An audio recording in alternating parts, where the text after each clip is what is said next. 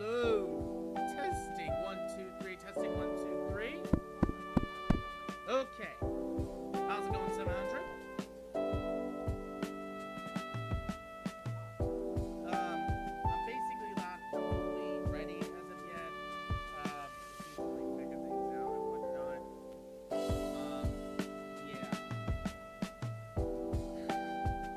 Okay, I'll be real.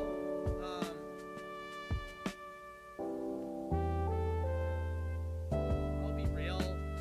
Like 2025 in general. I'll be real.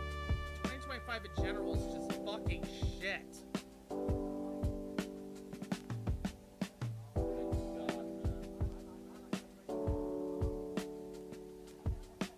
But hey, enough about that. Just enjoy the relaxing music and whatnot, and what we all do. Feel free to basically feel free to relax and whatnot. I'm halfway there.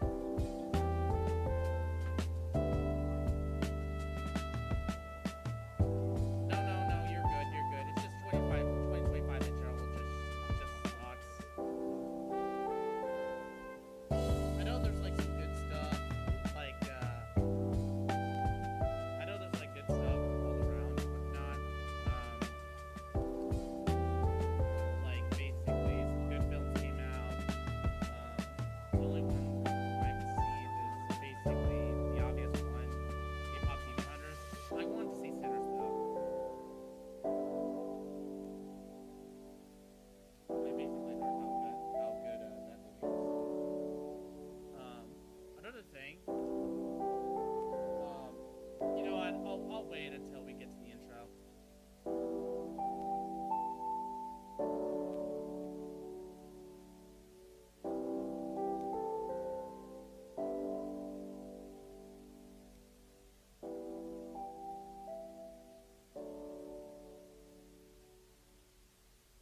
I'm still preparing.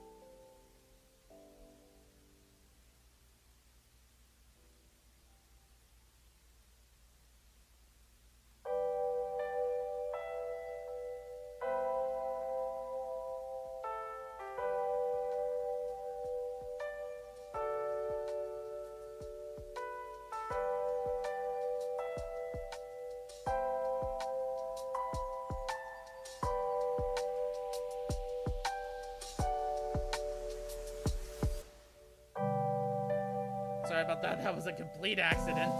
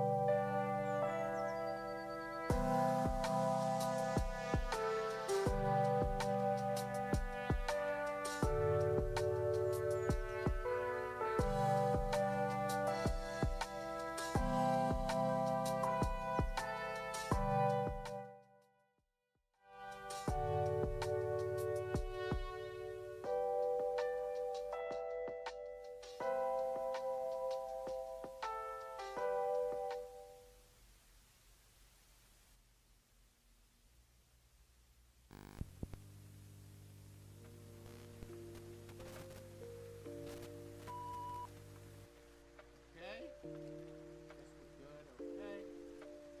Alright.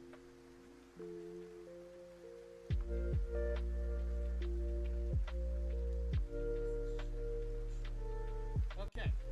There we go. And of course, my God's motto is not cooperating when it comes to yes! Fun! Very fun! Fun? Alright, I said it's 11.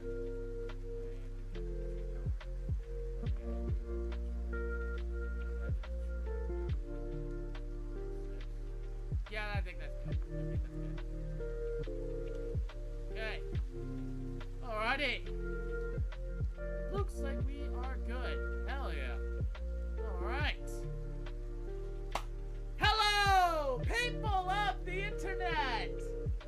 Beaches High 555 Gaming and Productions.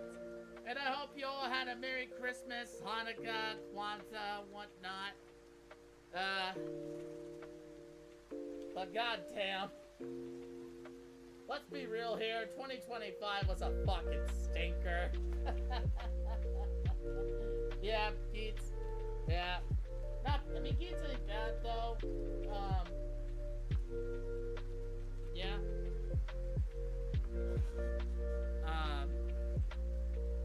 I've been active on the community post a little bit, like my own community post. Plus I basically streamed like 6 days ago, so yeah. Yeah. I see what you mean. Again though, it was just me preparing for like Christmas and whatnot. Not to mention I was like working on episode 8. I'm still working on episode 8. I am not too sure if I am not too sure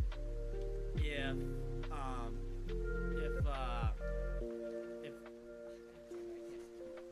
I'm not too sure if I can get it done.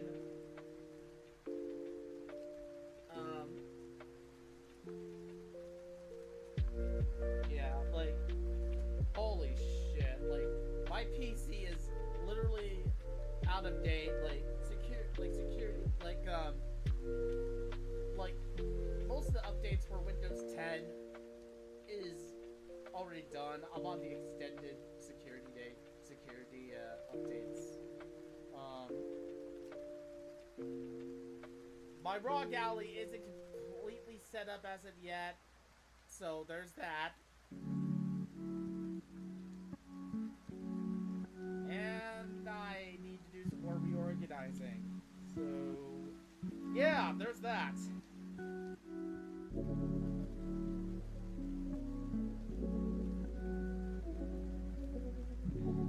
But if I have to basically get some things done, might as well, whatnot. Yeah.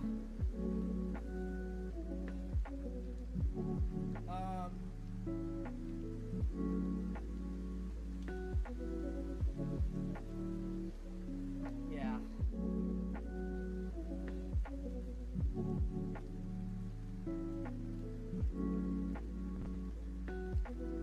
Appreciate it. But yeah, and that also includes like gaming streams in general. Like, I need to have like, I need to make sure everything's all running smoothly, Steam included. I need to make sure OBS doesn't shut down on me.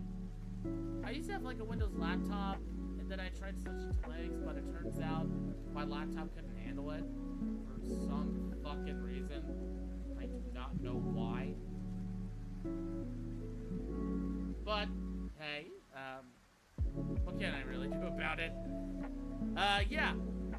Alright. So, now that we got everything narrowed down and whatnot, I think it's time to react to some analog horror. Don't you agree?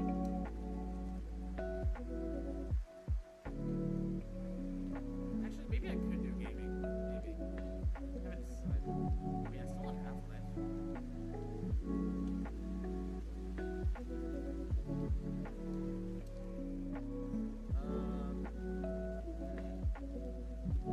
Okay. Maybe I'll do one game.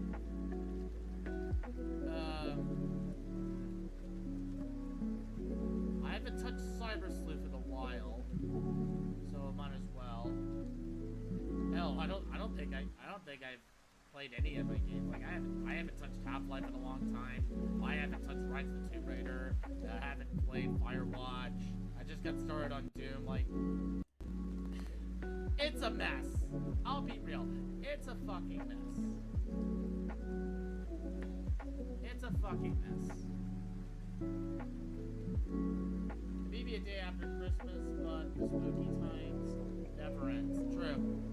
It didn't really end on Halloween, so horror is basically eternal. It's an eternal genre.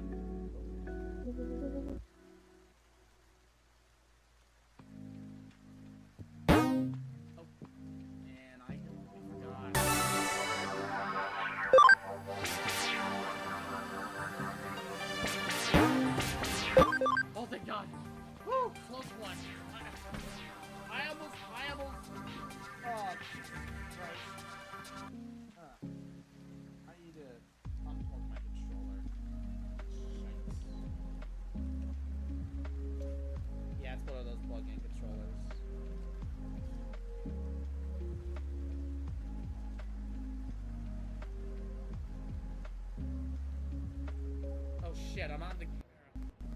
Whoopsie.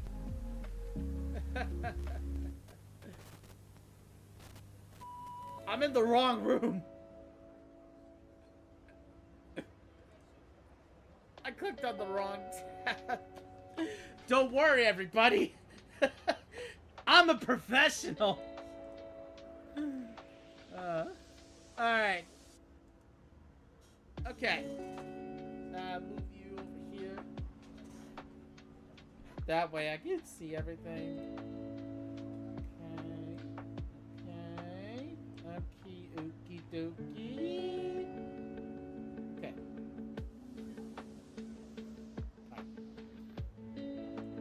Alright.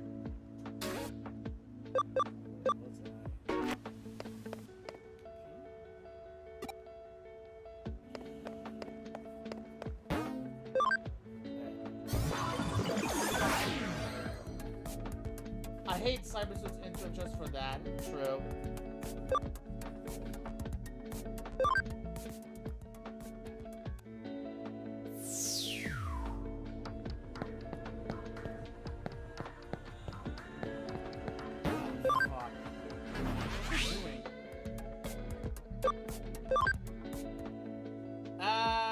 Maybe? I've never... I don't think y'all can see the chat. Cybersuit ARG. I've never seen an ARG, like, ever.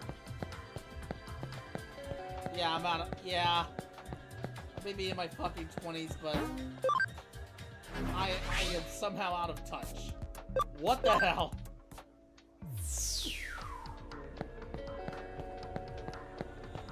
Nope. Where the fuck do I go?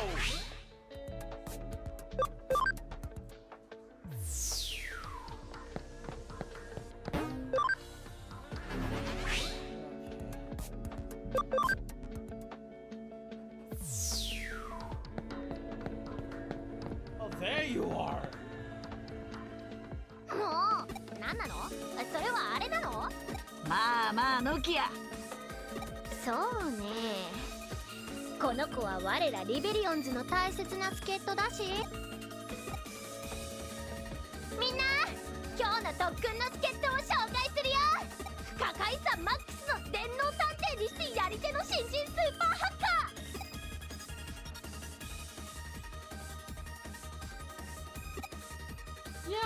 猛烈ゴールデンマニアックスって猛烈ゴールデンマニアックスといえばその通り。どう？我らリベリオンズの特訓相手。よっしゃー。 Hey Barry, what's 最初 up?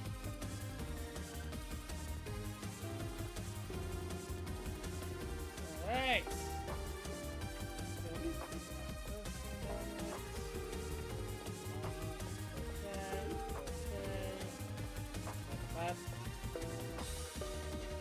Okay.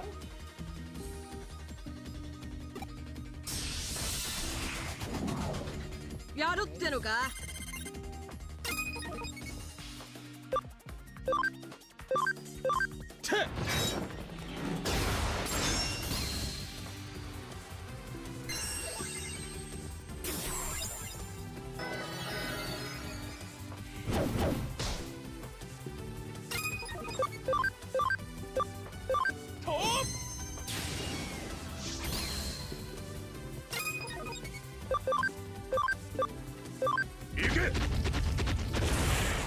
What?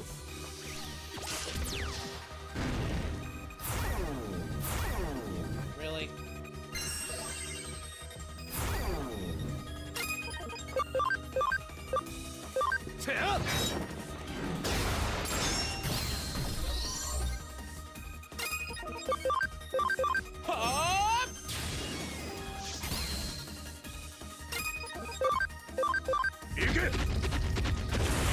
Damn it!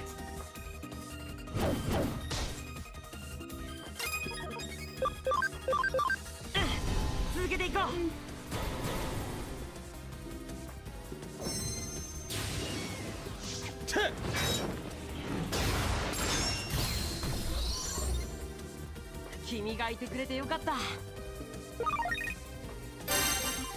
right.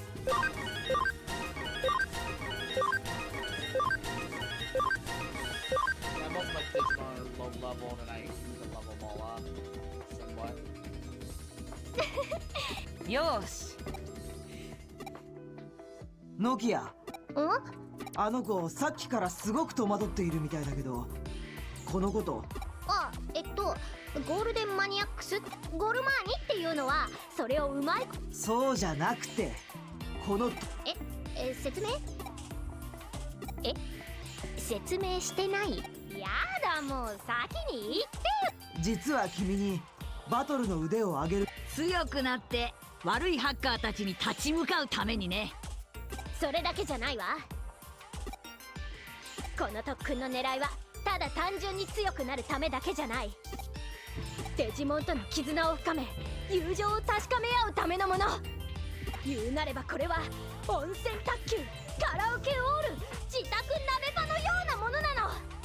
時として面倒なこのイベントをしっかりとこなせば単純な強さを超えた真の力が手に入るはず。 Sorry about that. Mostly just be sure that the stream's running properly. その力でハッカーに私たちリベリオンズはこれからこの超絶的にいいか。出た。津波のような勢いに翻弄され。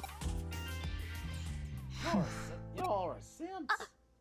それが君の理想か。そして何しに来たの？ザクソンのリーダー自ら君たちが僕らザクソンを脅かす存在なら、その様子じゃ当分相手にする必要もなさそうだ。なんですって？私たちが全然まだまだだって言いたいわけ？何よその上から目線。まあ確かにこの前はあのフェイってやつに手も足も。でもノキア、なんだかそんな気がする。君のデジモンはヒューゴ、あんたもハッカー中。僕が今ハッカーたちに伝えなきゃいけないのは、ノキア、僕のマジだね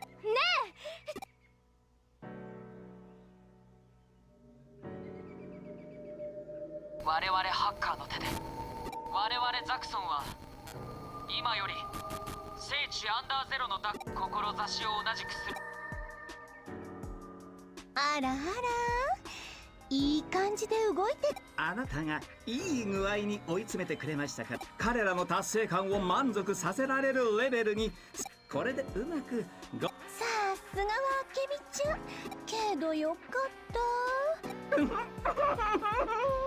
権力からの圧力、家族のしがら、若者は素晴らしい。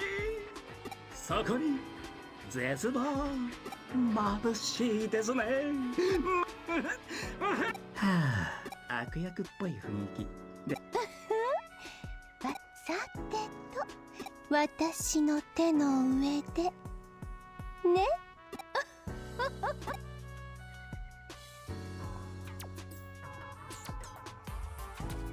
で、その特訓とやらにあいつに付き合ってたら時間がいくらあっても足りね。あ、いた。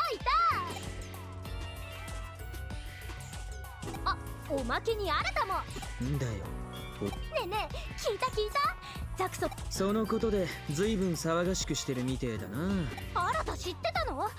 なんだか随分興味なさそうだけど。はあ？聖地だ？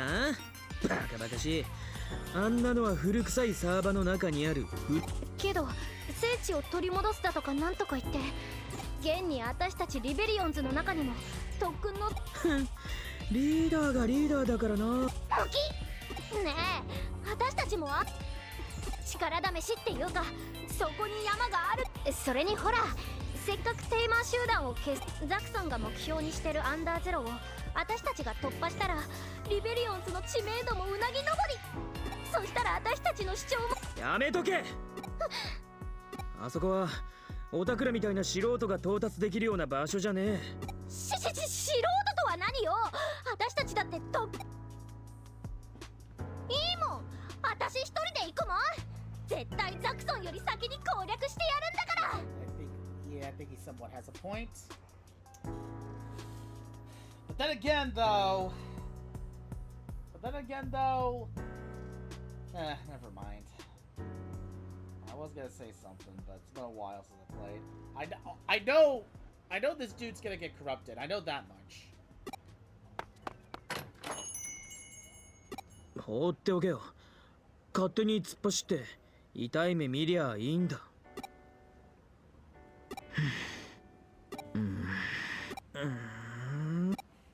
アンダーゼロはヤバすぎる場所。とにかくノキアを追う。俺はちょっくら仕込みをしてから行く。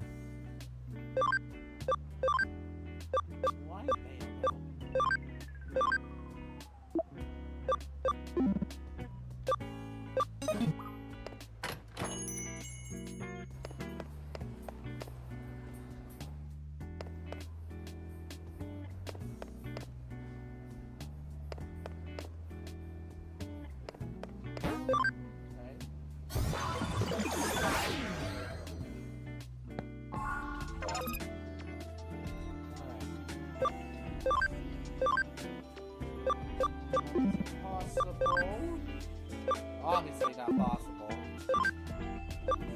guess it's possible. Not right now.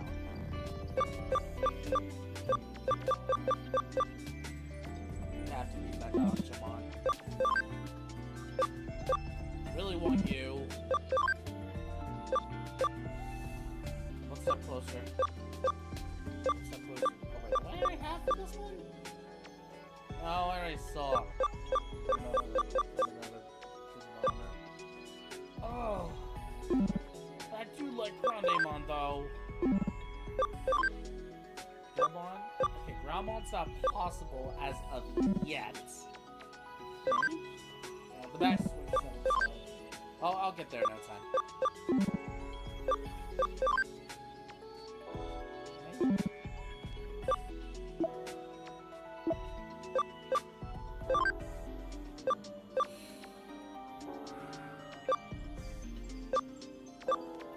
Do it. Like, why? I'm just gonna wait. Rapidmon, not yet. But I am gonna move you if I can. Please tell me I can. No, I cannot. I can't replace someone else.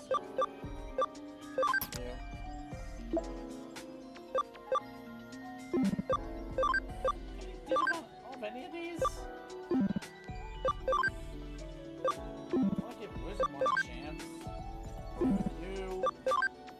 You, obviously, you,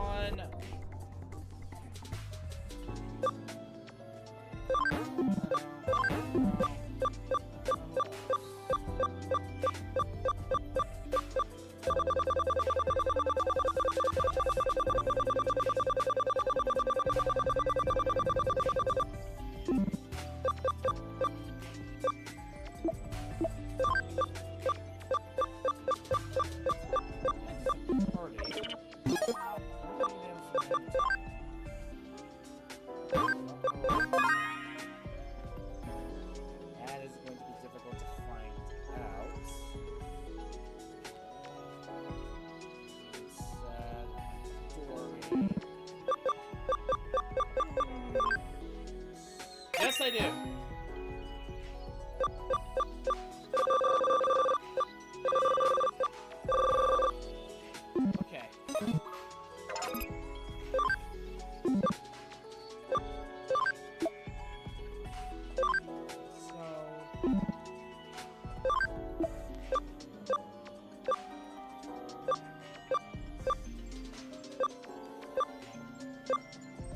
Yeah, Caesar Mom's probably out of commission for a while. Just for testing. Oh god. I am scared. I swear, if I get this one wrong, well, this one has to be really, really long. It can't be this guy. It just can't. That's gotta be some sort of goblin.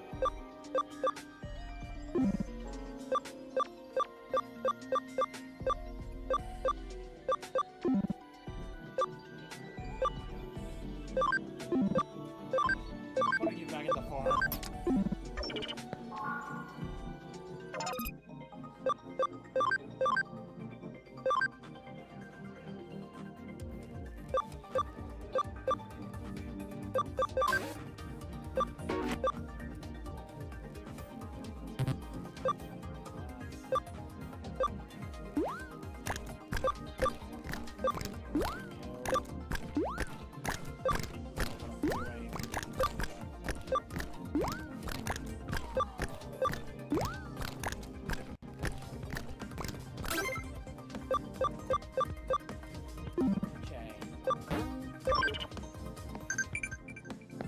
Damn it.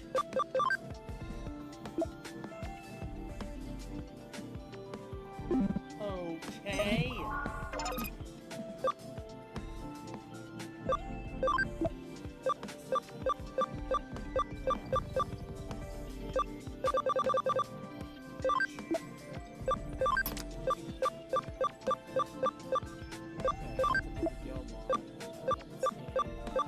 You with me.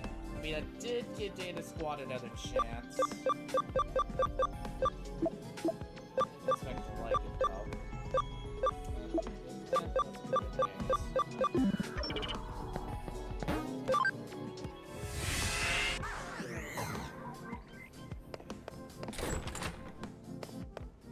What do we do now again? They're not helping.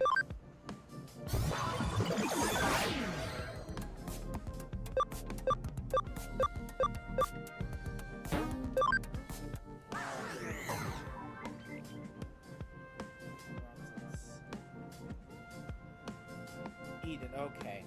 Eden. I had to go back on my own stream to figure this out.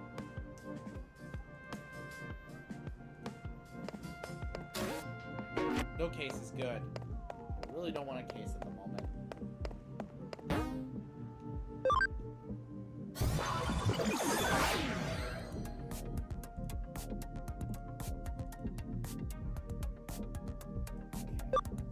Let's start with the entrance.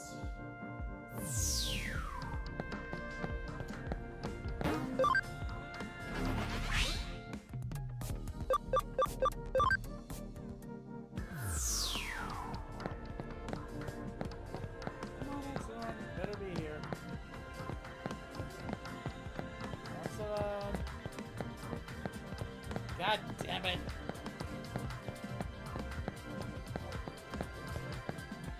Oh, I don't see that. Well, I don't see the emo prick anywhere. And again, Oceron's one of my favorite characters in the game, so it's nice to have a hacker in the group. Nope, nothing here. Open source? No. Ah! Something. There you are, man.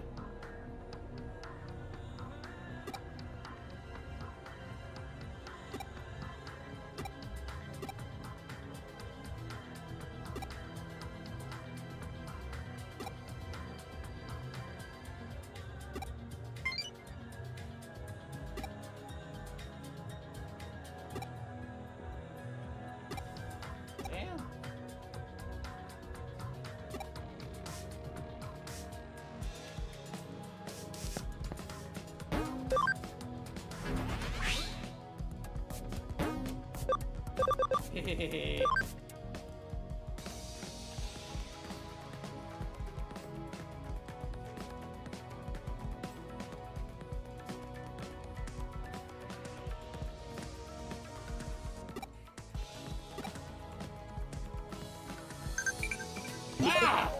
What is with these text messages?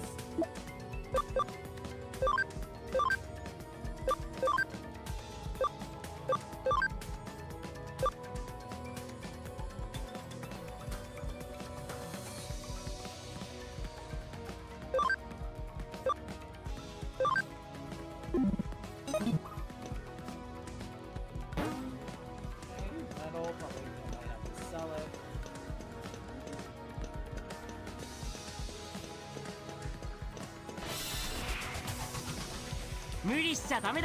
Okay, I'm facing a Greymon. Lovely.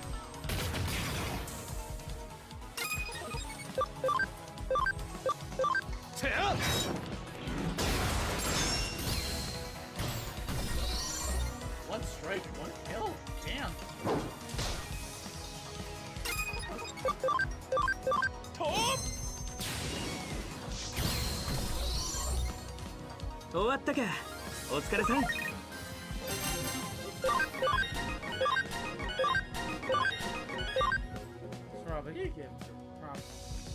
Probably give probably give the others some spotlight. Might as well. Well, I guess Triceramon will have to take a little bit of a break. Same with you. Welcome back, Rapid One.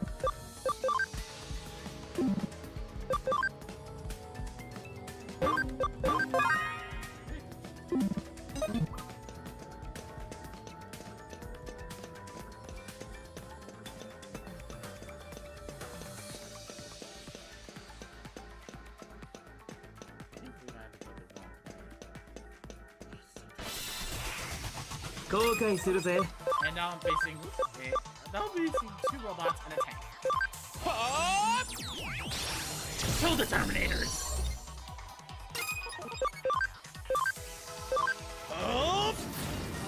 Fuck AI! Screw the gross. And I don't know about this not being AI, but I don't know. I was basically referring to the AI swap from the beginning throughout this fucking year. Let's just hit it. There we go. 案外大したことなかったな。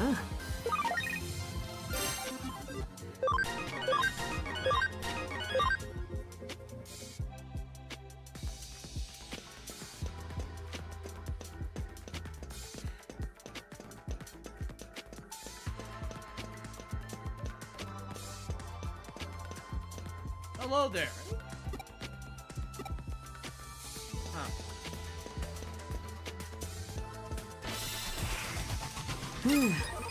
仕方ねえか。Yeah, when it gets to Rapid Box turn, I'm just gonna avoid going on. Charge them all. Why don't we think anything strong? 続けていこう。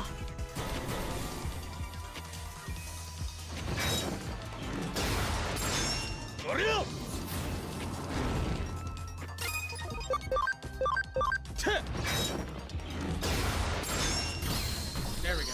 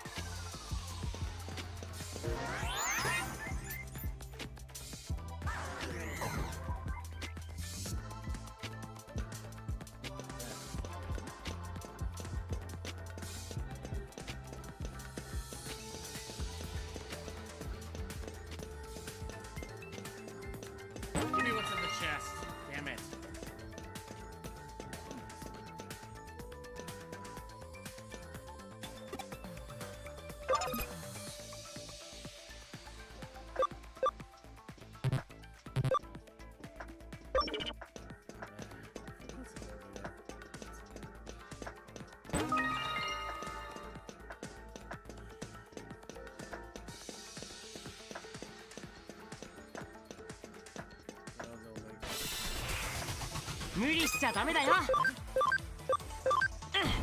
続けていこう。 Oh, 3 in a row. Hell yeah. Hey!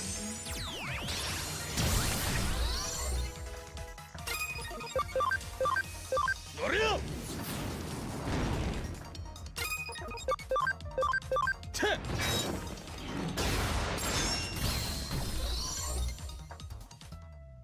All right.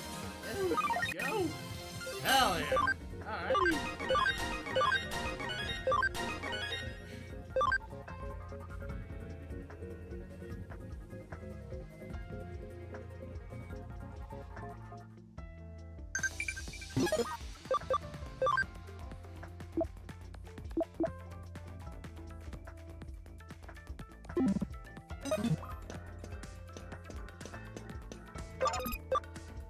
Copy.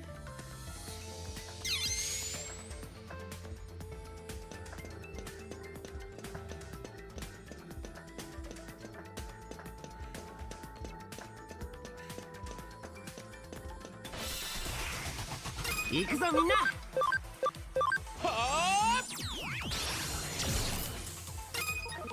Right now, I'm kind of preferring このまま突っ走れ。 I want my rare Kurumon. Hurry up!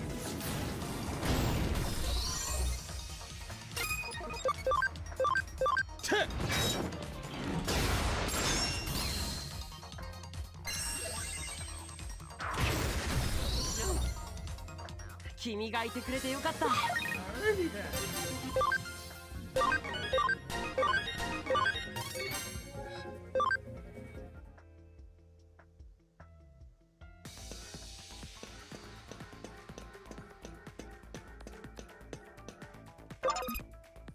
Ace.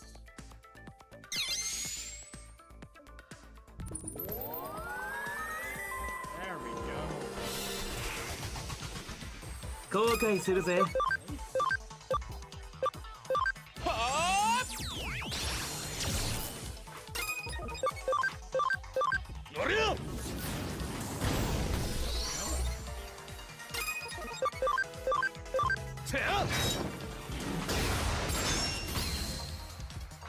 Oh my god.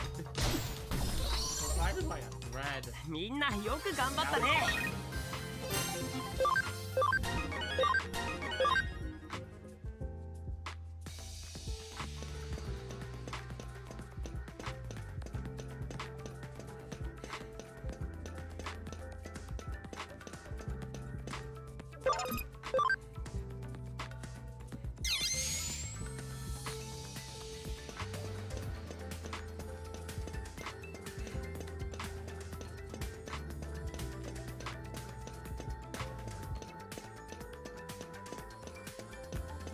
Give me what's in that chest.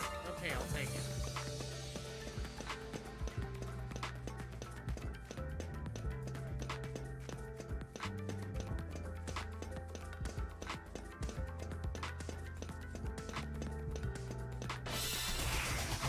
God.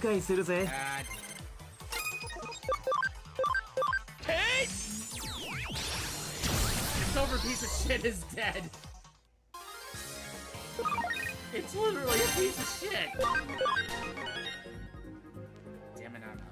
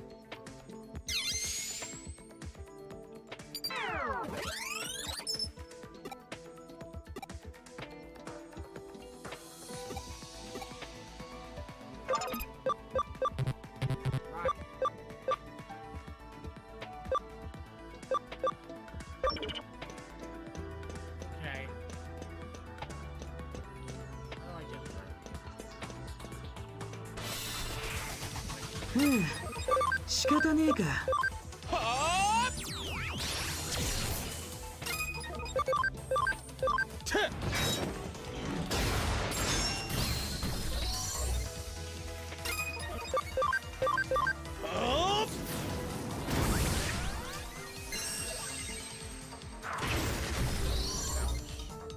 みんなよく頑張ったね。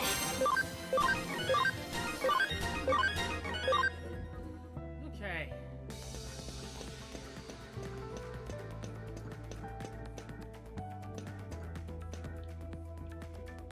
Forgot how this goes.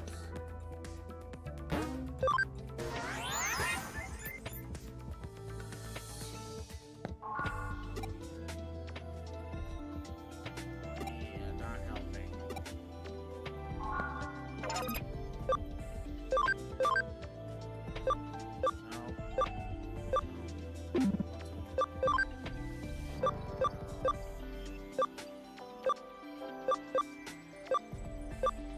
I know it's possible.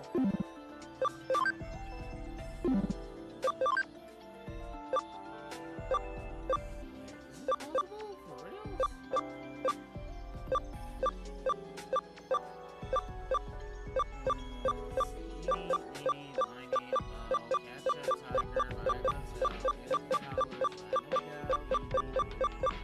Oh!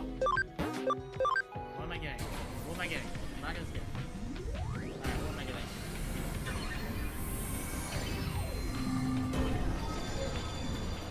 Must not simp! Oh god, what have I done? Block! I got simp material! Block! Great! Great! Fuck! Fuck! Fuck! Fuck! Hot potato! Hot potato! Hot potato! Oh my god!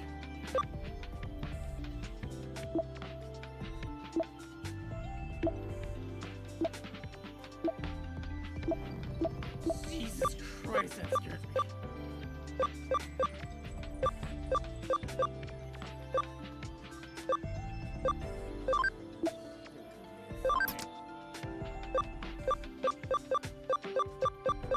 Neomon, welcome back.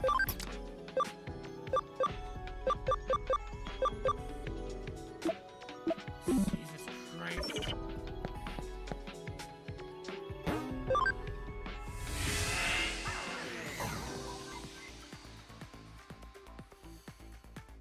Shite.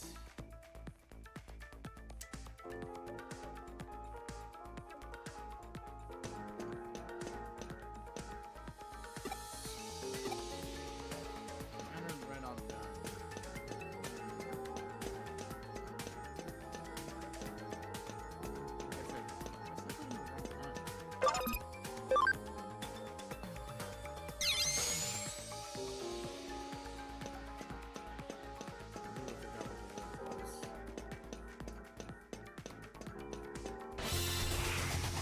後悔するぜ。 It is.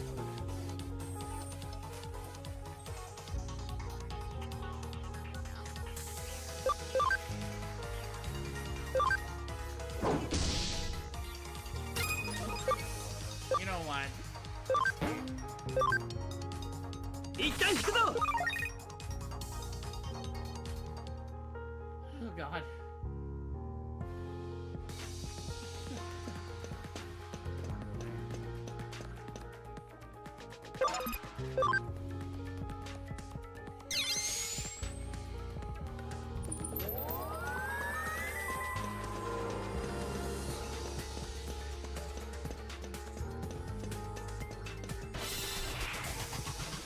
無理しちゃダメだよ。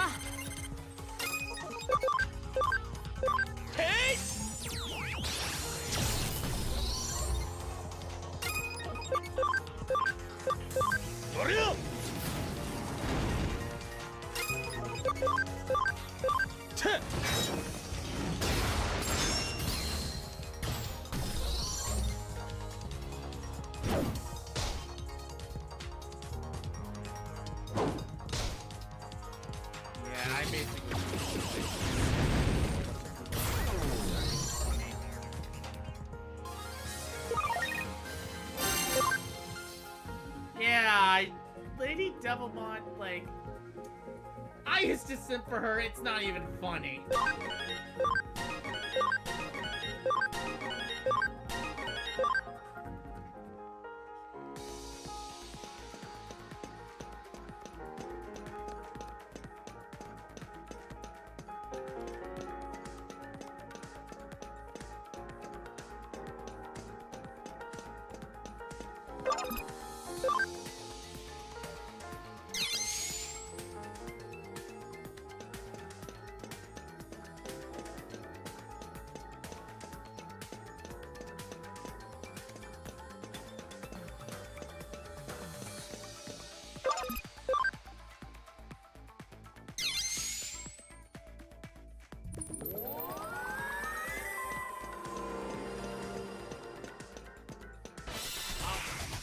行くぞみんな。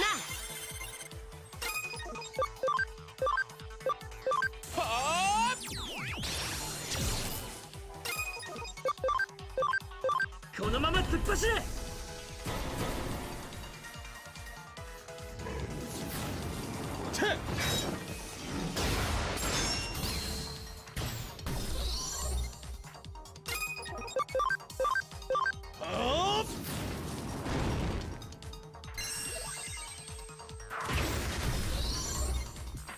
みんなよく頑張ったね。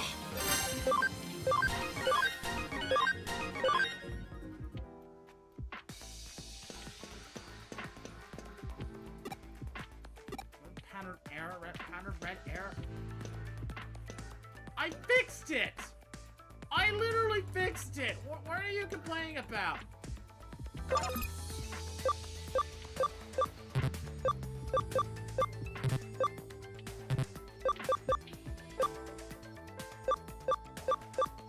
are you talking about? Pattern red error?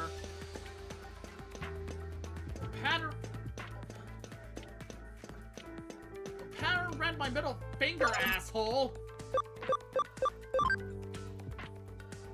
Am I supposed to make everything red? What do I do here? Oh.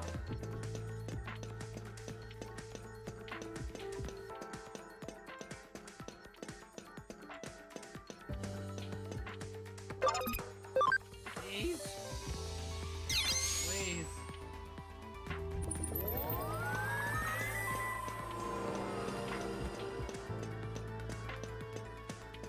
Okay, I made them all red. Now what? Oh my god! Why? 無理しちゃダメだよ。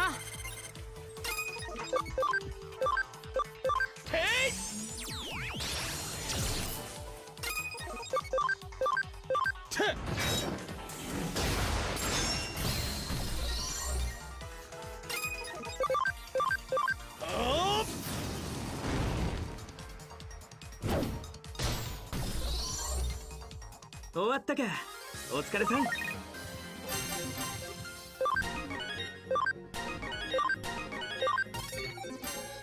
I got Liam on.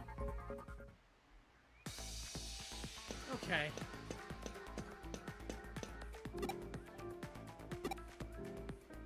What do you mean, pattern red?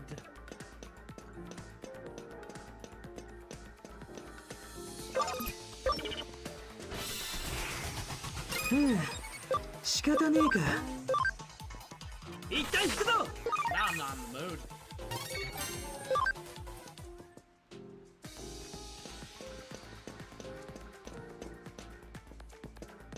Okay.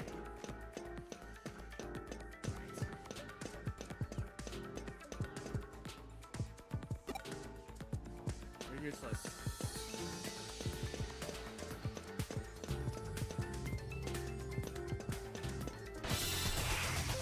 「無理しちゃダメだよ。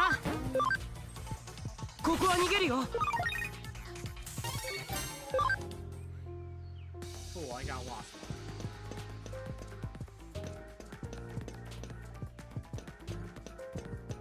So I basically have to do something here. Do I change everything to blue? Is that it?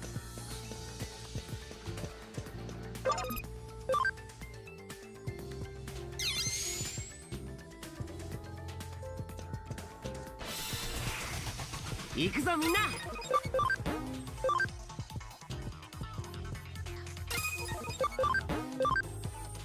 みんな急いで。I'm like more interested in figuring out how to fucking unlock this fucking puzzle. Hey, fine, fuck it. I don't care anymore. I honestly don't care.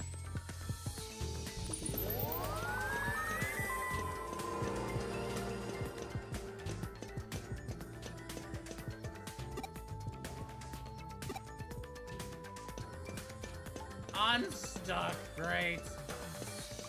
Great. So what, do I turn everything blue?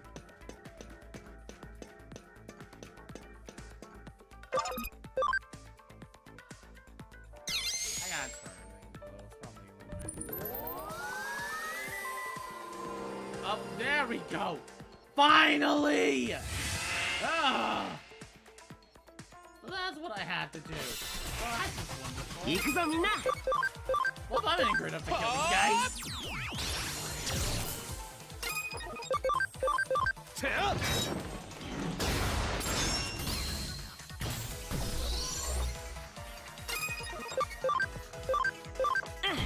続けていこう。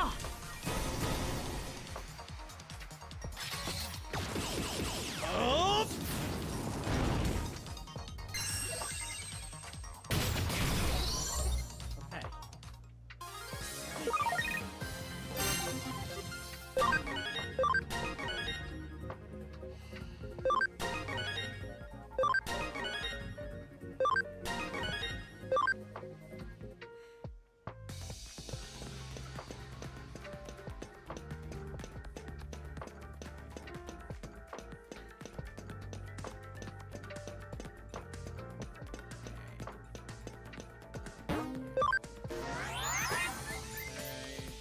Alrighty.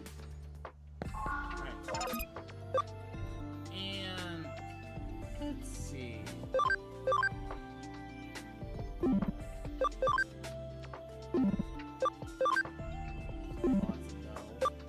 Okay. Time. Must be Angemon Digivolve 2 Mega Angemon! Hell yeah! Plenty of memory, that's completely fine.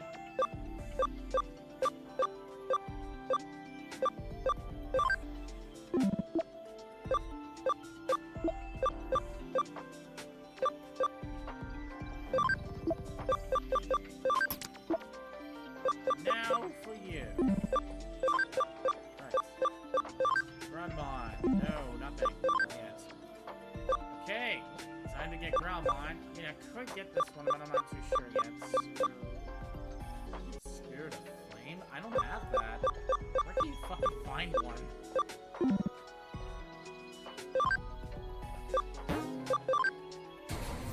And welcome Growlmon. Hell yeah.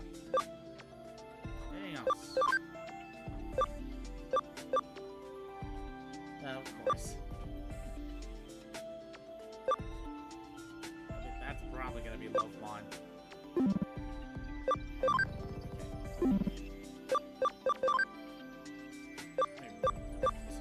Why?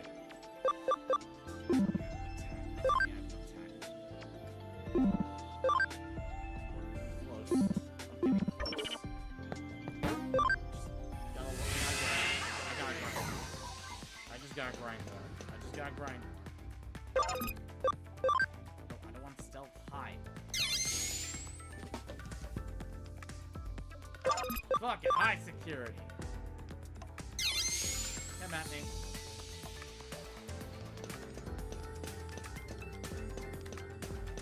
What am I doing?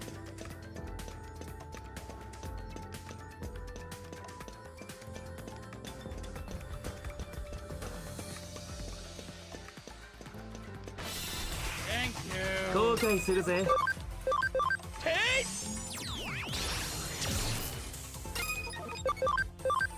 乗れよ。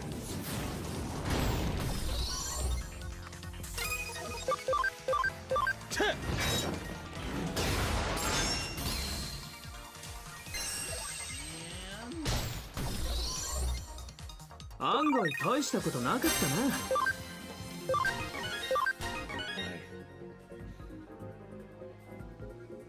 How I ran into you again is beyond me, Lady Doublemon.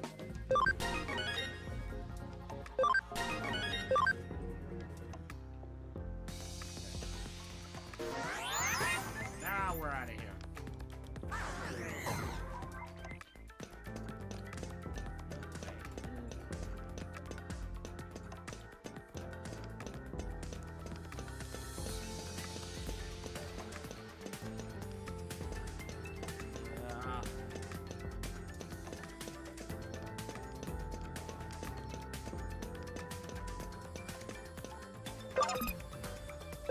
Oh, reduce it.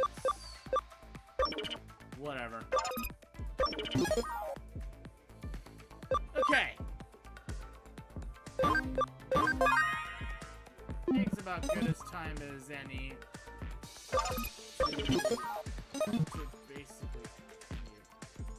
Sometimes quite sure.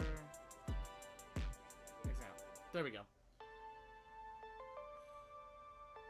Alright. Alright. Got that out of my system. Man, I really need to play more games often. With how my PC is, I don't know. Okay. And I not to buy a lot of shit. But then again though, I just got a lot of Christmas gifts, so yeah.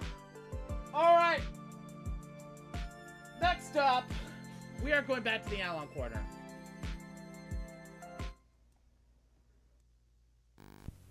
For reals this time.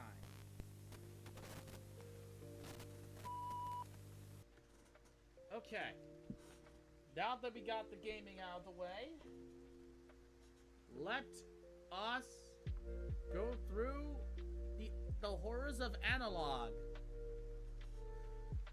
And by popular demand of the poll, the winner is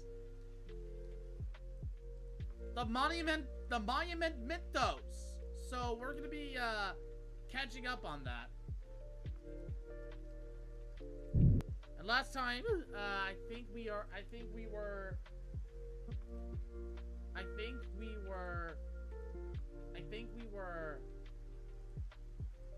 Yeah, I think this is where we were last time. Yeah. Alright, let's begin.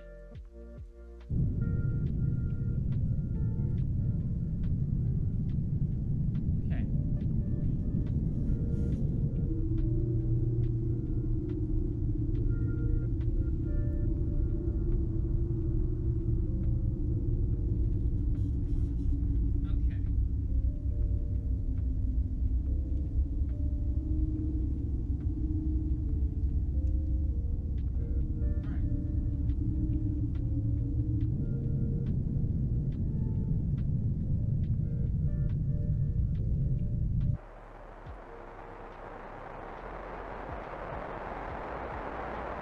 Music was entirely against excavation. They have every right to be upset when we went ahead with it anyway. I'm gonna get some It's a popcorn, realistic or and maybe a works for snack, thousands of years and will continue to protect the country. maybe a drink, I don't know. Right. I'll be The right time, back. the president, and our military could not Y'all care. keep watching, y'all keep They view watching. this solution as a problem and desperately need a better solution. American solution. Which in this case was excavation.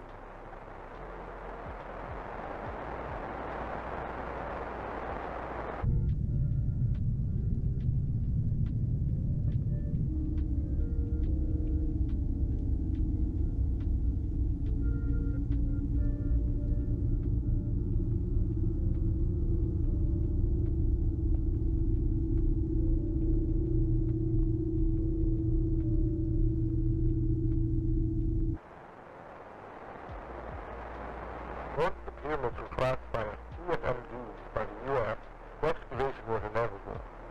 CFMDs have been acknowledged by the UN Security Council as the single most dangerous threat to humanity. Of course, this was before climate change and mankind was classified as CFMDs under the Bush administration. At the time, it meant that the pyramids required immediate action.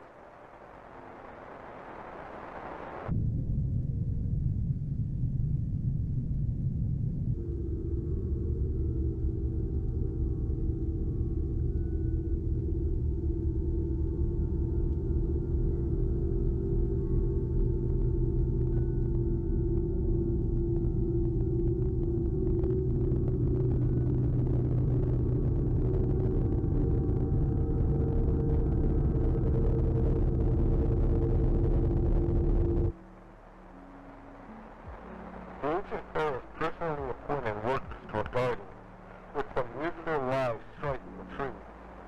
They were equipped with the finest music glass balloons, which would substances to inhibit muscle fatigue and induce insomnia, so they would be able to hit the trees for several nights in a row. The goal was not to cut down any of the trees, of course. That wouldn't be possible until 1945. Rather, the intention was to shift the tree's focus from upward growth to internal repairs. The ancient Egyptians knew that they could not permanently halt trees' germination, but by prolonging their growth, the Egyptians bought themselves time to build enormous towers that would better contain the trees.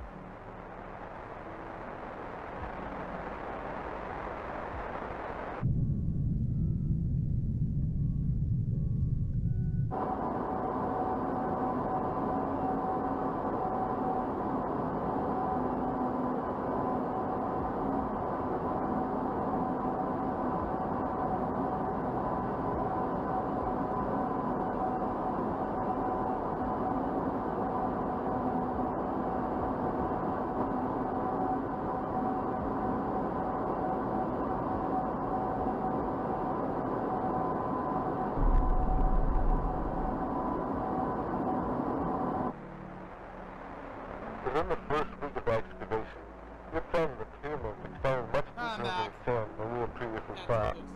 The more we dug, the more bricks we had found had already been laid. At the time, we had convinced ourselves that the pyramids had to be in a structure. There would only be a matter of time before we would reach the bottom. By the third week, we realized that we had been wrong the whole time. The pyramids extended out excellently. You can imagine our reluctance to tell the public that the pyramids were not pyramids at all. They were towers, instrument towers, all three of them, towers which contained enormous pieces of metaphysical flora.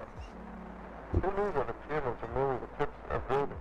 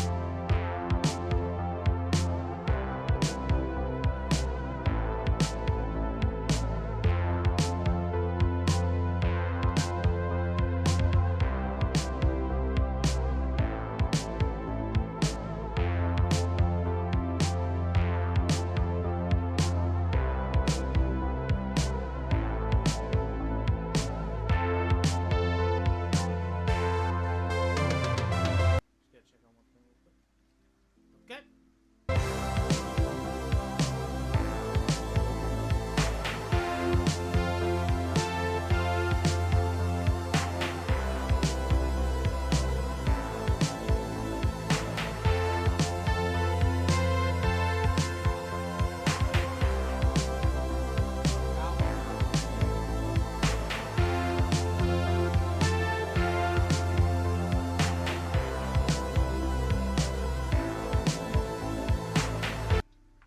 What the fuck?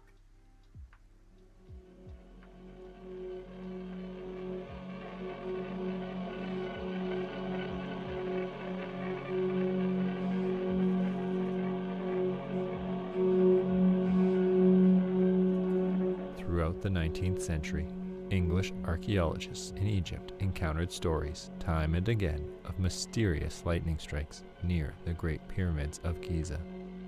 It was reported that the lightning would strike only in the presence of certain rare constellations. However, no one outside of the Bedouin tribes knew of which constellations. The secrecy protected the value of Giza glass, a mineral created by the strange lightning striking the desert sand. The glass also served as a form of black market currency for several tribes. For decades, the Bedouins' knowledge eluded British archaeologists. For as long as the constellations remained unknown, the Giza glass that formed was retrieved by the Bedouins long before anyone else arrived. However, in the late 1870s, British Egyptologist Flinders Petrie discovered the constellation which preceded the electrical phenomenon. In 1880, he arranged an expedition to collect samples of Giza glass for the British Museum. Petrie accurately predicted the appearance of Giza glass, and with the help of British troops, secured the location of the glass for themselves. The glass, which formed in long, multi-layered sheets, was fractured in order to be more easily transported. While collecting fragments, Petrie slipped and landed on an upright plane of Giza glass. The force of the fall, combined with the sharpness of the material, decapitated Petrie immediately. While British troops at the scene quickly assumed Petrie had been killed, a closer inspection revealed that he was still alive. Although his head was separated from his body, Petrie remained conscious and could even mouth rudimentary words. Medical personnel were initially relieved Petrie had somehow survived, but they became concerned when his head began to discolor and swell significantly. But the fate of Flinders Petrie is a tale for another day. Petrie's lot, as his collection of Giza glass came to be known, arrived in England in 1891. Unfortunately, due to the poor handling of its containers during transit, the glass arrived broken into thin shards and was deemed worthless by museum curators. Yet, as a token of international diplomacy, the British Museum divided Petrie's lot among visiting American ambassadors. Vaguely aware of Giza glass's odd properties, President John D. Rockefeller ordered the immediate confiscation of the material from the American ambassadors. Although many in his administration were eager to see the glass be used in warfare, President Rockefeller refused to authorize military use and instead discussed other possible applications with the head of the Department of the Interior. After numerous conferences, it was settled that segments of Giza glass would be polished into fine blades and given to a select group of Greco-Egyptian swordsmen. These unusually tall swordsmen were assigned to the Grand Canyon and guarded restricted areas from trespassers. Protected under federal law, the Grand Canyon Guardians continued to serve for decades until the last member was discontinued.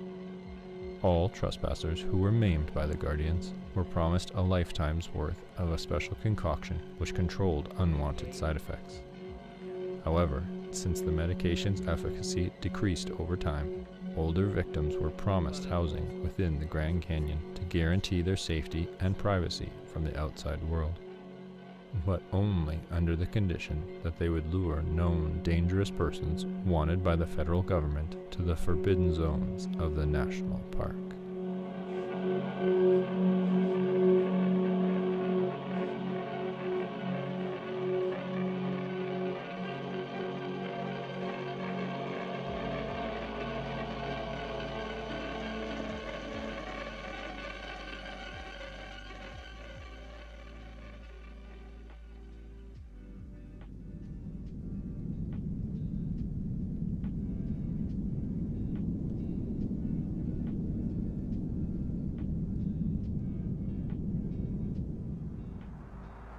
Thomas odiava l'America.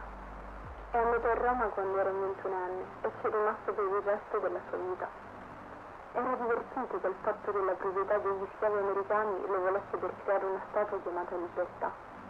All'inizio Thomas non voleva aiutarli, ma poi realizzò che la statua poteva diventare un simbolo per altre persone. Dietro alla statua un berretto della libertà, qualcosa che gli schiavi romani liberati indossavano. Penso che se una statua alta 6 metri di una donna liberata si ergesse sulla cupola del Campidoglio, alcuni uomini sarebbero stati meno ignoranti. Puoi immaginare quanto deluso fosse quando il signor Davis a Washington gli disse di togliere il cappello dalla libertà. Ma Thomas vedette che il suo progetto andare a buon fine. Andò persino in Egitto per trovare il materiale per la sua spada. È un vetro molto particolare, vetro di Giza. Una volta, mentre stava affinando il vetro nella sua officina, si tagliò accidentalmente la punta di un dito.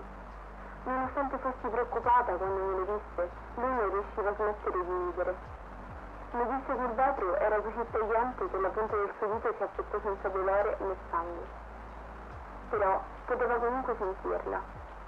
Quando Thomas si concentrava, poteva addirittura farla contrarre sul tavolo. Lo trovava divertente.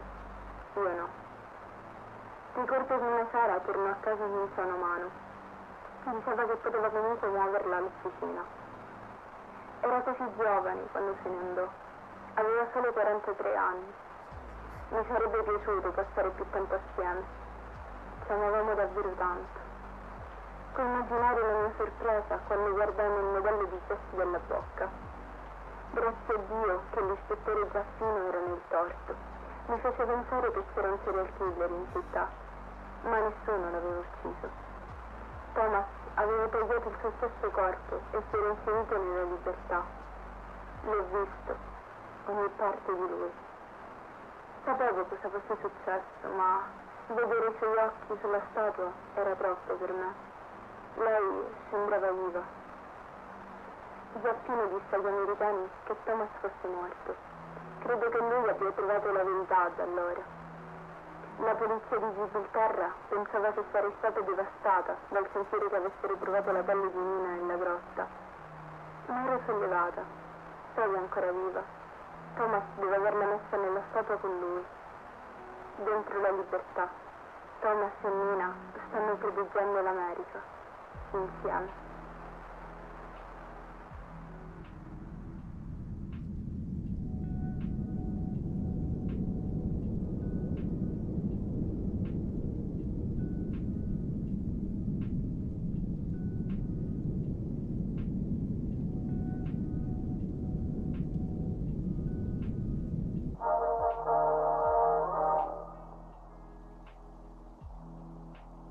Has a new home. Following the AGA storming of the Capitol on January 6th, numerous organizations expressed interest in purchasing the Statue of Freedom. The statue, which fell during the riot and caused over 150 casualties, was seen by reactionary politicians as a result of poor craftsmanship, and blamed her original installer, Philip Reed, for her collapse. Reed, an experienced architect and enslaved man at the time of Freedom's assembly, quickly became the latest in a series of historical figures demonized by the ADA. Due to growing reluctance to reinstall the Statue of Freedom, the Department of the Interior has instead transferred Freedom to an undisclosed location in the Grand Canyon and rejected all other offers to purchase her. Not sure why. When asked why the statue had been sent to the Grand Canyon, President Dean replied, "The rocks won't shoot her down."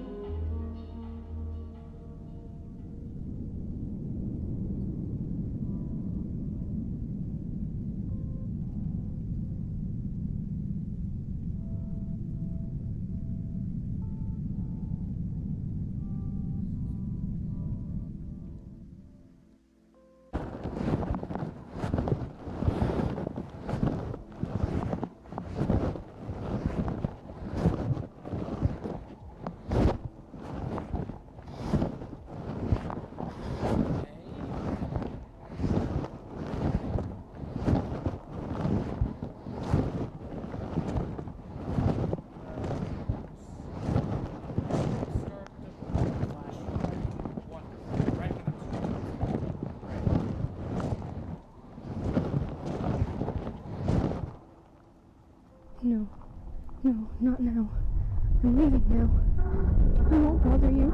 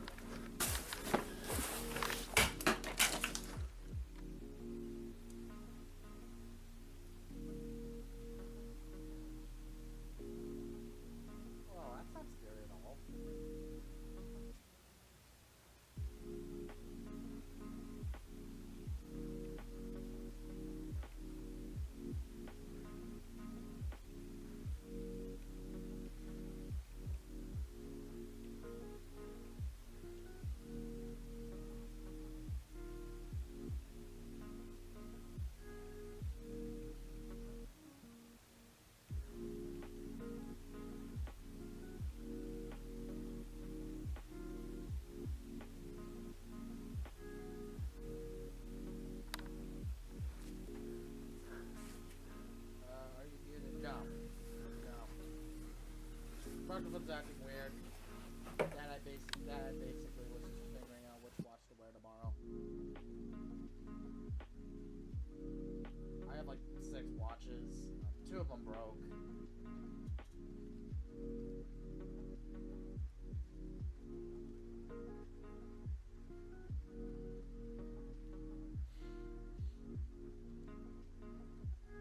I'm not like rich or anything. It'll probably just.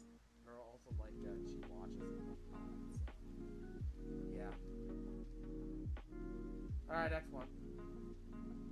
Alright. I'm gonna check real quick on where we're at right now.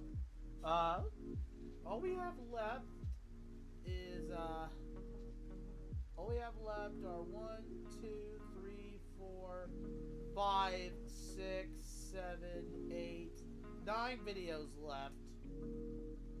So, yeah. And then after that, we're going to be going over 2 videos from Chris Archives. And, the animation from, Chris Archives, just top-notch. Top-notch.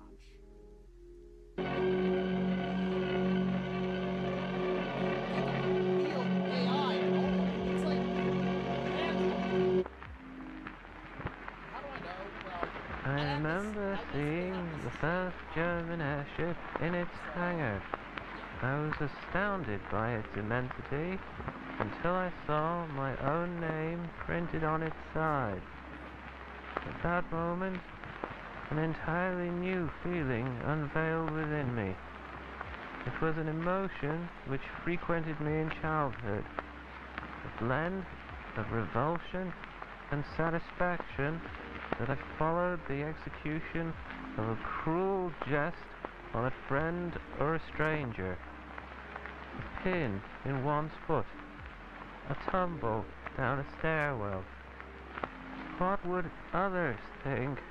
I thought to myself at the sight of a foreign airship bearing the name of the American president, dropping explosives upon cities of unarmed civilians. I wish to say that revulsion was my sole reaction to this invention, yet I cannot deny that I was proud of this magnificent vehicle. It was perhaps the greatest war machine ever developed by mankind, made possible by yours truly. By nightfall, shame outweighed pride, and I requested the immediate removal of my name from the airship and all its future successors.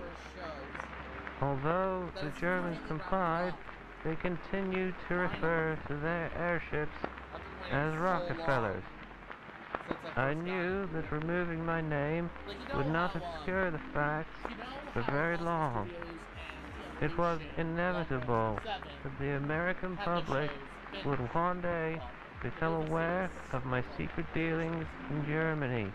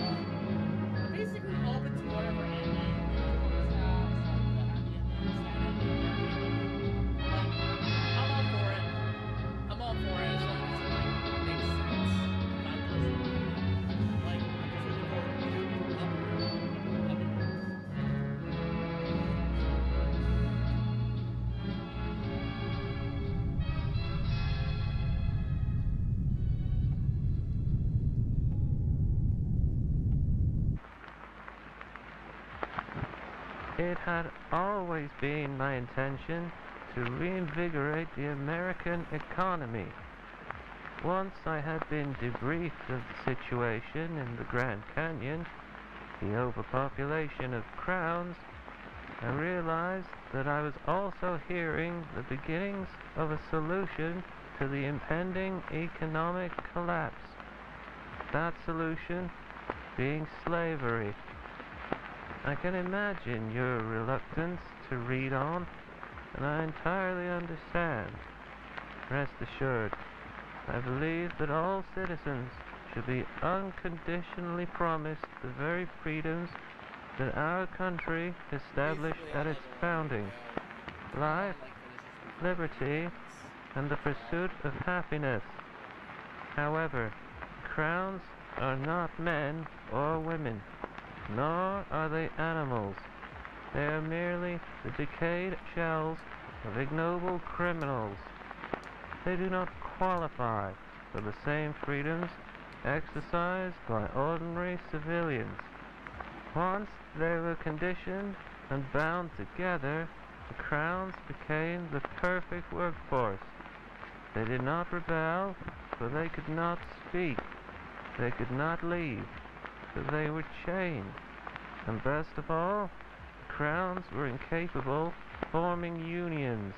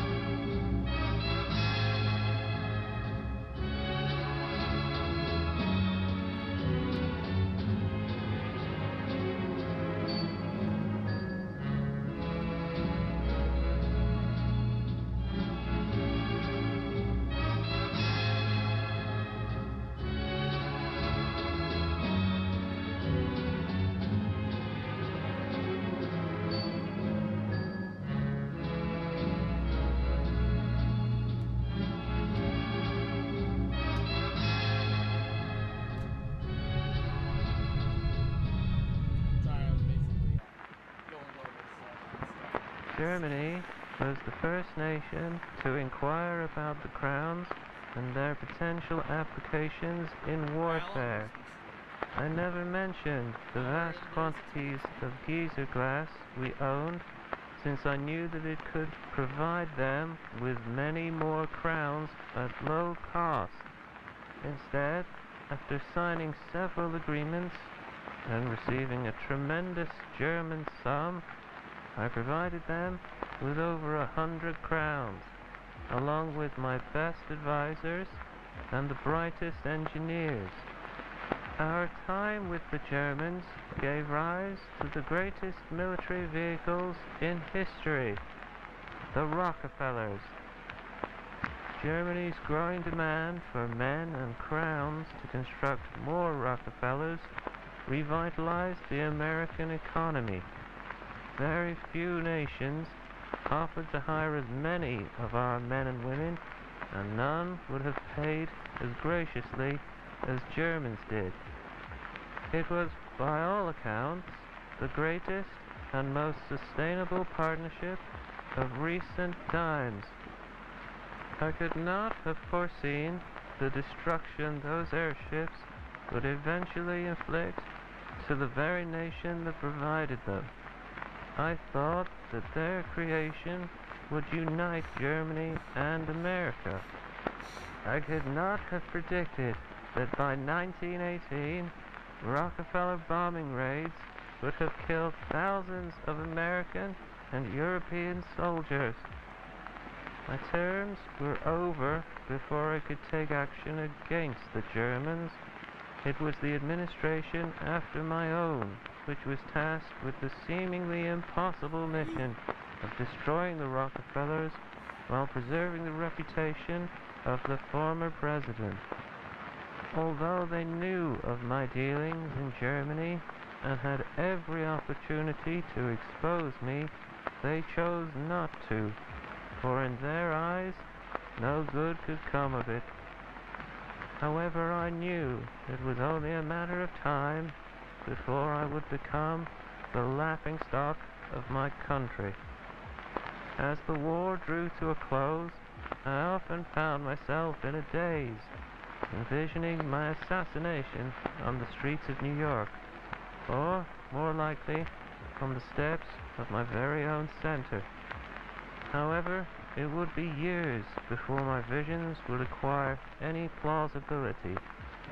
President Hughes did a fine job of eliminating every Rockefeller while concealing my involvement.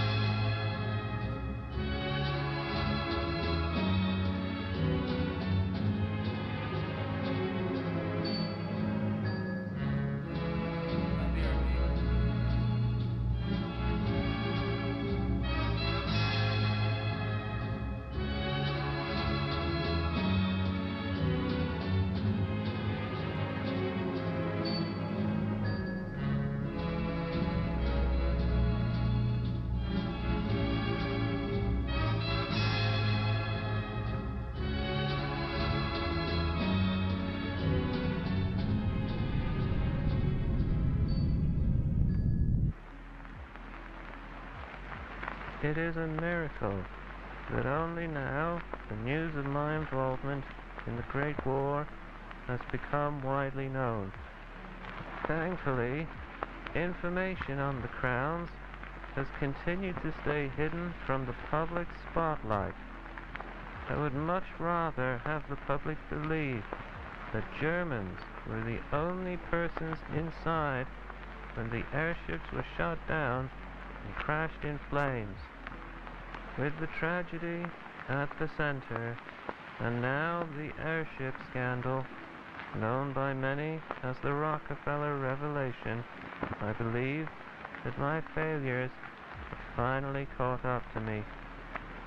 There are men outside the center who had once been my supporters. Now they want me executed. The policemen have kept the crowds at bay, though I believe that my assassination is, like the Revelation, inevitable. To be elected the president of a country is the greatest honor a people can bestow. But at the moment, I do wish to be the famous oil tycoon that young Virginia Arnoldson believed I was. Forgive me.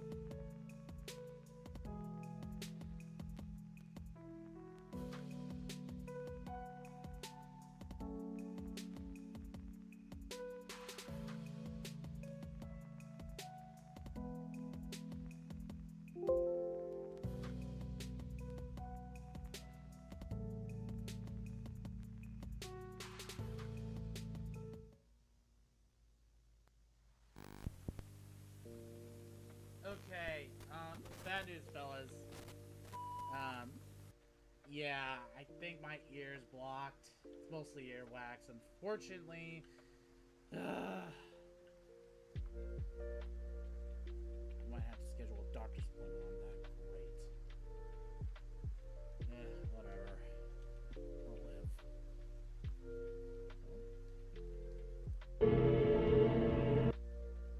Where's my playlist? Oh. That's weird. Whatever. Next one. Sadly, I don't think I'll be able to hear it properly anyway.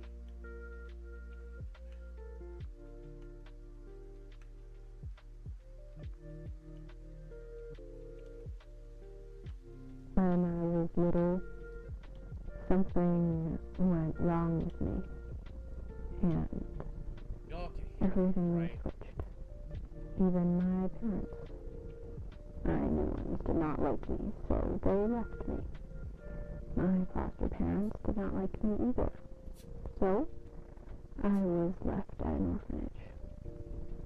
Some of my friends were better off, but many were left at the orphanage too. We loved each other. We stuck together until we were 18. Then we were separated.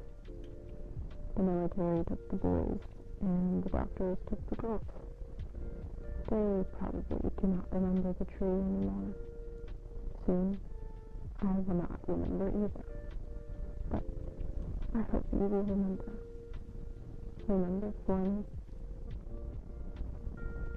When the tree changed me, I was not scared. At first, I did not know what was wrong with me. When my eyes adjusted, I was in a field of special trees. I was reminded of a story my mom told me. Alice in Wonderland. This is my Wonderland. I held myself close and looked up. The trees looked like they ended, but above them there were upside down trees, and above those there were upright trees, like they were being reflected forever. The pattern repeated for as far as I could see. I looked down, and I thought I was on solid ground, but when I looked more closely, I was sitting on a thin, floating layer of dust. It smelled like baby powder. And through the dust, I could see the start of another tree. And below that one, there was another and another, an infinity of trees. While I played with the dust, I heard distant footsteps. They grew louder and louder. Then there were bright flashes of light all around me. Out from these lights, hundreds of people ran out. One man came up to me and whispered, "The trees are not the trees." He had such sad, tired eyes. As he picked me up and put me on his shoulders, he said, "You could be her. Anyone could be her. I promise I will not leave you." There was a bright flash, and we were in another field. He was sitting in front of me with his hand out. Another flash, and we were both running past through the woods. Another flash, and we were both lying on the ground, looking at infinity. Every few seconds there was a flash, and we would be doing something else. Again, and again, and again. Over and over and over. It would not stop. It felt like forever. Years of flashes. I was so angry at first. But soon, I had those sad, tired eyes of his too.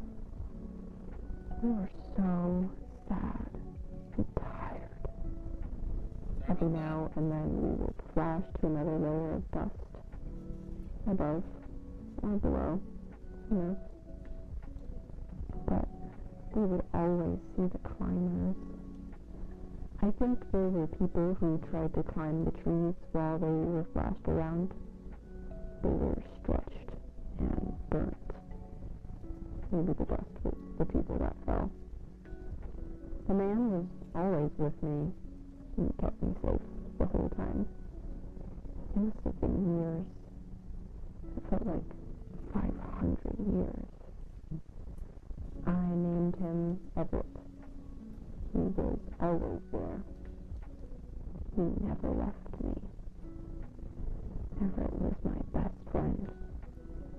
Then on one random day, no time, one random time, all the trees went, and a flash brought me back to New York. All my friends were around me, but this was another New York. I did something wrong, and I lost Everett. I ruined everything. I should have stayed home that night. Why did I not stay home? I lost everything from me and my friends. I ruined their lives. I will not tell you about the orphanage. It was a hard time. I will keep memories of the orphanage to myself. They do not matter to you. When I was 18, I left the orphanage. I looked for my new parents. They were not together anymore. My new pa died from a broken heart, and my new ma lived all by herself. She did not let anyone into her house anymore. All because of me. I wanted my old parents back. I went to the Rockefeller Center for an answer. The tree stood at the top of the plaza, above everyone else. I was never supposed to visit again, but I did, and I spoke to her. At first, I could not understand her. Her voice was like a breeze behind my eyes. It was cold, and I could not move. But soon, I could understand. She said that I had to be ready to exchange one life for my own. She understood that I wanted to go back home, to my New York. She said, come back in 3 years. And I did. I waited. 1,095 days. I returned 3 years later. At first, I could not understand her. Her voice was like a breeze behind my eyes. It was cold, and I could not move. But eventually, I could understand. She said that I had to be ready to exchange one life for my own. She understood that I wanted to go back home, to my New York. She said, come back in 3 years. And I did. I waited. 1,095 days. I returned 3 years later. At first, I could not understand her. Her voice was like a breeze behind my eyes. It was cold, and I could not move. But eventually, I could understand. She said that I had to be ready to exchange one life for my own. She understood that I wanted to go back home, to my New York. She said, come back in 3 years. And I did. I waited 1,095 days. While I waited, I met a man. He was a very important man, a secret agent. He followed me everywhere. One day, I found him waiting inside my house. He told me that he was here to monitor me. No, to watch and protect me. But he had fallen in love with me. No one else liked me. So we took each other. We grew close. Leonard loved me. I loved him too. Together, we had a baby boy. I named him Everett.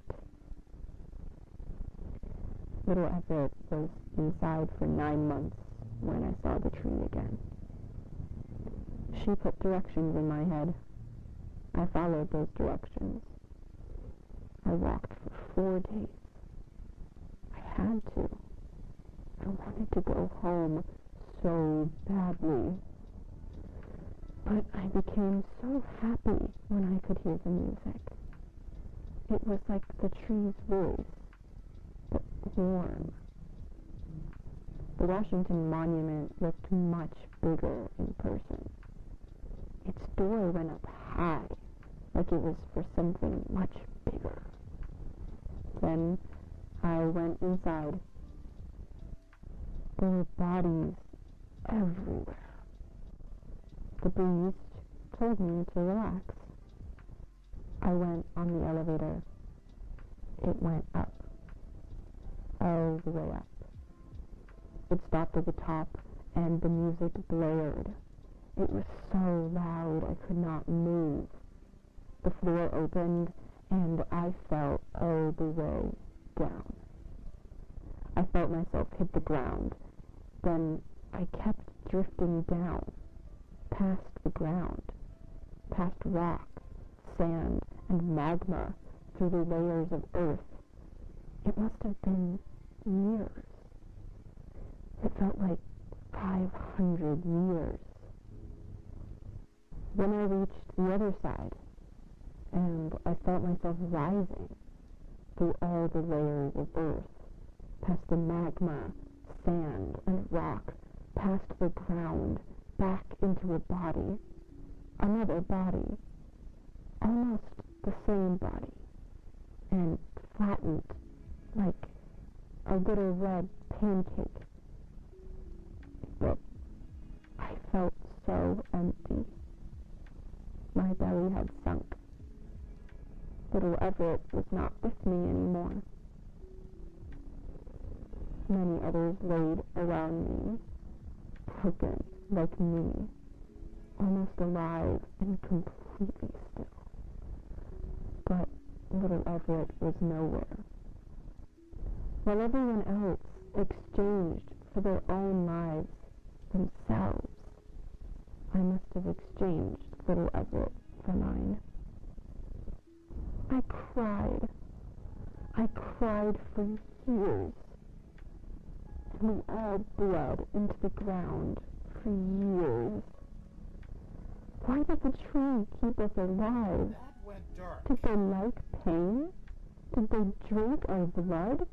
Was there any reason for any of it? I lost little Everett. He had no say. He did not even say his first word. I ruined his life from the start.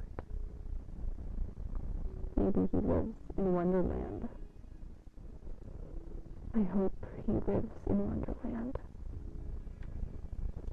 One day, one random day, the music grew, and there was the brightest flash.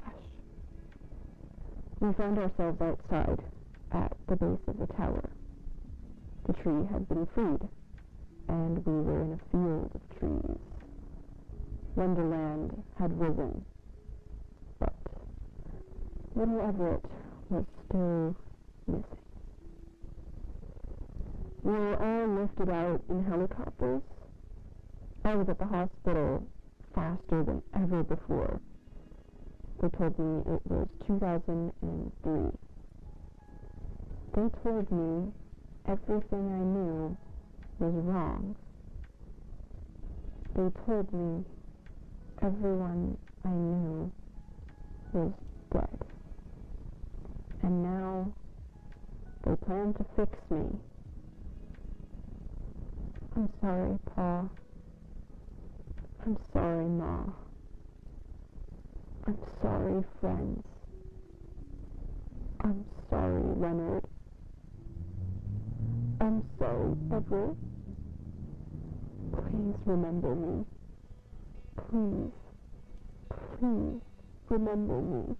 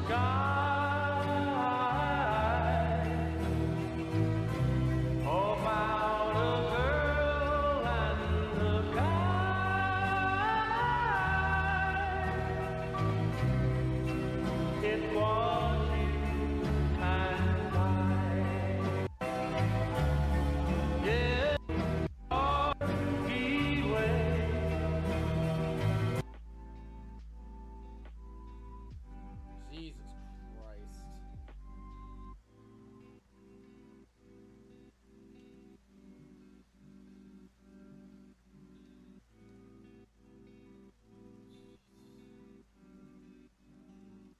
Yeah. Whew.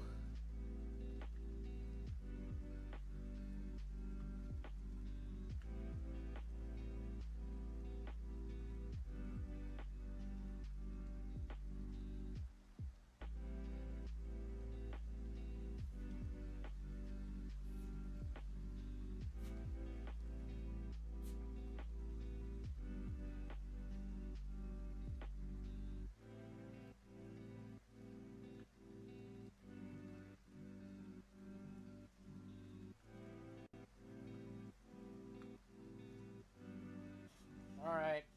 Heading out. Thank you all so much for watching. Next time I'll see y'all later. Ciao for now. Bye bye.